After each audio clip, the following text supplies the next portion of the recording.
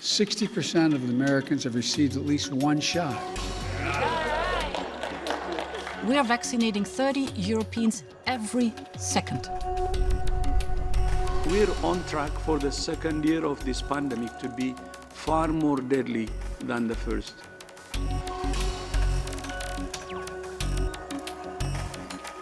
In Africa, on average, fewer than 2 in 100, that's 2%, have received a dose of COVID-19 vaccine.